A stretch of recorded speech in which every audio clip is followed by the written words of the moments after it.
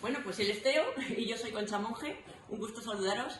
Estáis en el laboratorio del Robotics Lab de la Universidad Carlos III de Madrid, donde hacemos muchas cosas como las que vais a aprender en el curso de programación, robótica e impresión 3D que tenéis programado ahora para el mes de noviembre, al que os invito de verdad a que participéis porque vais a aprender un mogollón de cosas súper interesantes.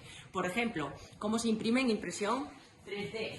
Aquí veis esta máquina, que es una impresora 3D, con la que podemos hacer cosas maravillosas con materiales blandos como esto, que es un collarín, ¿vale? Un collarín que podríamos colocarnos en un cuello para sujetarlo y para a lo mejor salvar ciertas dolencias cervicales que tengamos. ¿Qué más se puede hacer en una impresora 3D?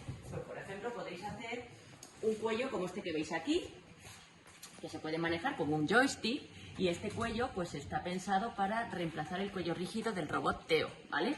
Y es material blando que permite pues, que la estructura sea muy flexible y que pueda soportar además cargas muy pesadas en la cabeza de un robot. ¿Qué más cosas hacemos con esa impresión 3D?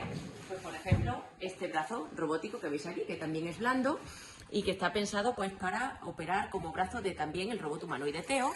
Y aquí veis cómo se deforma gracias a que está actuado por unos tendones que veis que van distribuidos a lo largo de la estructura del brazo, ¿vale?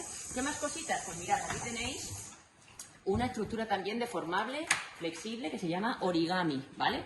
Son, como veis, estructuras volumétricas que se deforman y en su deformación pues permiten el movimiento, ¿vale? Pues también tenemos este tipo de estructuras. En fin, un montón de cosas relacionadas con la robótica, la programación, porque hay que programar para que todo esto funcione y se comporte de una forma humana para que podamos integrarlo en un humanoide, y por supuesto mucha impresión 3D que hay aquí de materiales súper potentes y súper poderosos. Así que bueno, os invito a que participéis en este certamen que va a estar fenomenal y en el que seguro vais a aprender un mogollón de cosas. Un abrazo y nos vemos por aquí.